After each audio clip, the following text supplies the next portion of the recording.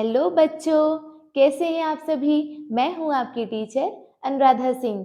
Shri Samriddhi classes में आपका स्वागत है। पिछले वीडियोस में हमने force and laws of motion chapter में पढ़ा था कि फोर्स क्या होता है, what is force and effect of forces पढ़ा था। इस वीडियो में हम जानेंगे बैलेंस्ड एंड अनबैलेंस्ड फोर्सेस के बारे में कि ये होते क्या हैं, कैसे ये किसी बॉडी पे काम करते हैं। तो सबसे पहला टॉपिक हम लेते हैं, this is called balance force. If the resultant force of all the forces acting on a body is zero, then the forces are called balanced force। जो रिजल्टेंट फोर्स है किसी भी बॉडी पर अगर लग रहा है तो वो अगर जीरो है तो वो बैलेंस्ड फोर्स होगा। यहाँ एग्जांपल से हम समझ लेते हैं। अगर हमने कोई बॉक्स लिया है यहाँ पर सपोज दैट, और उसे हम पुश कर रहे हैं इधर से, और कोई अनदर पर्सन, दूसरा इंसान अगर उस तरफ से हमें जो बॉक्स है उसे पुश कर रहा है, धक्का दे रहा है, तो जब हम दोनों धक्का देंगे और वो जो फोर्स है अगर वो दोनों सेम होगा, मतलब मैग्नीट्यूड अगर सेम होगा, तो जो बॉक्स है जहां अपना पोजीशन सेट किया हुआ है वो मूव ही नहीं होगा। जब बॉक्स मूव ही नहीं होगा तो वहां जो रिजल्टेंट फोर्स हम दोनों का लग रहा है वो कैंसिल आउट हो जाएगा। मतलब जो यहाँ पर रिजल्टेंट फोर्स होता है बैलेंस फोर्स में वो जीरो हो जाएगा, कैंसल आउट हो जाएगा। It can not change the position of rest of body और the direction of the motion of the body. ये जो पोजीशन है रेस्ट का किसी बॉडी का वो चेंज नहीं करता है और डायरेक्शन भी चेंज नहीं करता है बैलेंस फोर्स में, लेकिन उसका शेप डिफॉर्म हो सकता है, चेंज हो सकता है। सपोज दैट अगर वो बहुत ज्यादा सॉलिड नहीं है, जो बॉक्स हमने लिया था एग्जाम्पल में, अगर थोड़ा सा मतलब उस तरीके का है, तो अगर हम धक्का दे रहे हैं उसको तो उसका जो शेप है वो चेंज हो सकता है, लेकिन वो जो रेस्ट पर है तो रेस्ट पर ही रहेगा और उसका डायरेक्शन कभी चेंज नहीं होगा। ठीक है, यहाँ पर एक और एग्जांपल हम ले लेते हैं, tug of war. Tug of war जो हम लोग रस्सी से खींचते हैं, कुछ लोग इधर से कुछ लोग उधर से, तो अगर हम लोग सेम फोर्स से उधर भी और इधर भी दोनों लोग सेम फोर्स लगा रहे हैं, सेम दोनों जो टीम है अगर वो सेम फोर्स से खींच रही है, तो खींच रहे हो और उधर से भी खींच रहे हैं, तो वो जो नेट बैलेंस्ड जो फोर्स होता है, नेट फोर्स, वो जीरो हो जाएगा, मतलब कैंसल आउट हो जाएगा।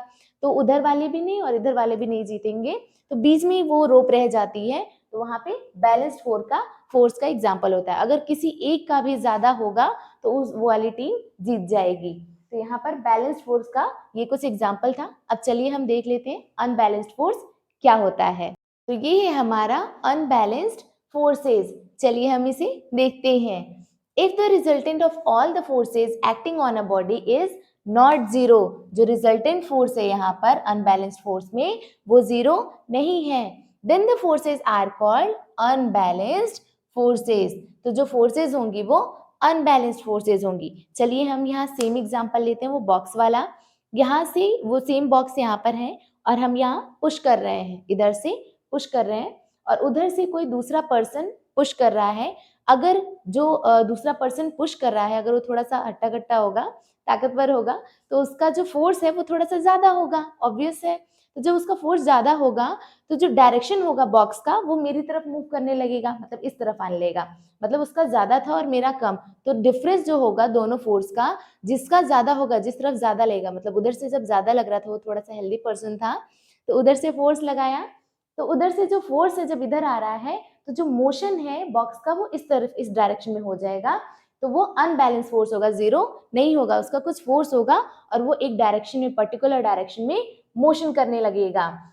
यहाँ पर लिया है, it can change the position of rest of body और the direction of motion of the body. अगर कोई जो बॉडी लिया है हमने, कोई ऑब्जेक्ट लिया है, अगर उस पर फोर्स लगा रहे हैं और वो बैलेंस नहीं है तो वो उसका जो डायरेक्शन है वो चेंज हो जाएगा और जो पोजीशन है अब वो रेस्ट पे ना होकर के टाइम के रिस्पेक्ट में मोशन में आ जाएगा। ठीक है, इतना समझ में आया आपको। चलिए यहाँ पर थग ऑफ वॉर वाला एग्जाम्पल भी ले लेते हैं। जो थग ऑफ वॉर मैंने बताया था, अगर हम दोनों टीम जो है अगर वो सेम फोर्स से उसको अपनी तरफ पुल कर रही है, खींच रही है, तो सेम फोर्स होगा, तो मैग्नीट्यूड सेम है।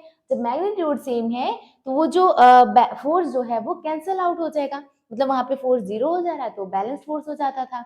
लेकिन अगर किसी भी एक टीम का अगर मेंबर थोड़े से ताकतवर हैं और अपनी तरफ खींच ले रहे हैं, सपोज दैट टीम बी जो है वो अपनी तरफ खींच रही है, ज्यादा फोर्स लगा रही है और टीम ए थोड़ा कम लगा रही है, तो जो डायरेक्शन होगा उस रोप का वो उस तरफ चला जाएगा। फोर्स जो है वो जिस भी डायरेक्शन में ज्यादा होगा उस डायरेक्शन में रोप मुड़ जाएगी, मतलब वहां बैलेंस्ड फोर्स नहीं होगा, वो अनबैलेंस्ड फोर्स होगा। अगर बैलेंस्ड होता तो दोनों अपनी ही जगह पे रहते, रेस्ट पर रहते, चेंज नहीं होता वो जो प्लेस था, पोजीशन। चलिए, ये हमारा बैलेंस और अनबैलेंस फोर्स था। अब हम इसके डिफरेंसेस को समझ लेते हैं एक बार।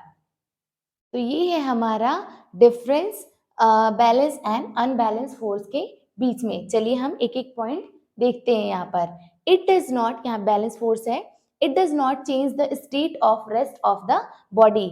जो इस बॉडी का स्टेट है कैसा, रेस्ट पे होने का, वो चेंज नहीं होता बैलेंस फोर्स में। जब दोनों तरफ से सेम फोर्स लगेगा तो जो बॉडी है वो मोशन में नहीं आएगी, उसका जो स्टेट होगा रेस्ट का वो रेस्ट में ही रहेगा, मोशन में नहीं होगा। लेकिन जब हम अनबैलेंस्ड फोर्स में जाएंगे तो देखेंगे it can change the state of rest of the body. जो स्टेट है बॉडी का रेस्ट पे होने का वो चेंज हो जाएगा। अब वो रेस्ट पे नहीं होगी, जिधर फोर्स ज्यादा लगेगा जिस डायरेक्शन में, वो जो नेट रिजल्टेंट फोर्स होगा वो उस तरफ बॉडी मोशन में आ जाएगी। चलिए सेकेंड पॉइंट देखते हैं। It can not change the direction of the body. Balance force में जो है तो बॉडी मोशन में ही नहीं होगी तो उसका डायरेक्शन भी चेंज नहीं होगा। लेकिन जब हम अनबैलेंस फोर्स में देखेंगे it can change the direction of the body. जो बॉडी है उसका डायरेक्शन चेंज हो सकता है अगर वो मोशन में होगा, और अगर जो फोर्स लगा रहे हैं हम तो उसका डायरेक्शन हम फोर्स लगा करके चेंज कर सकते हैं। थर्ड पॉइंट है यहाँ पर, do not change in the body motion. Body का जो मोशन है वो चेंज नहीं कर सकती। लेकिन जब हम अनबैलेंस फोर्स में जाएंगे तो जो बॉडी का मोशन है उसे हम चेंज कर सकते हैं। ठीक है, यहाँ पर जो रिजल्टेंट फोर्स है अनबैलेंस फोर्स का वो हमारा 0 होगा, क्योंकि सेम मैग्नीट्यूड का फोर्स लगेगा दोनों तरफ से, तो जो मोशन है वो होगा ही नहीं, वो रेस्ट पर ही होगा। तो जो रिजल्टेंट फोर्स होगा वो हमारा 0 होगा। लेकिन जब अनबैलेंस फोर्स में हम आएंगे तो यहाँ देखेंगे कि जो रिजल्टेंट फोर्स है हमारा वो 0 नहीं होगा, किसी एक डायरेक्शन का फोर्स ज्यादा होगा, और उस डायरेक्शन में जो बॉडी है, जो ऑब्जेक्ट है, वो उस डायरेक्शन में मोशन में हो जाएगी।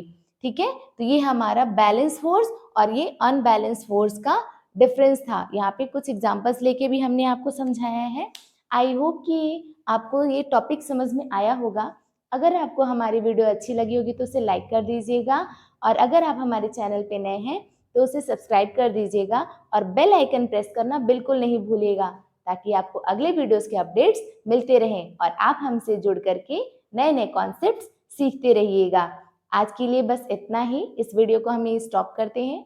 आगे की वीडियो में हम मिलते हैं आपसे आगे के टॉपिक्स के साथ। तब तक के लिए बाय बाय।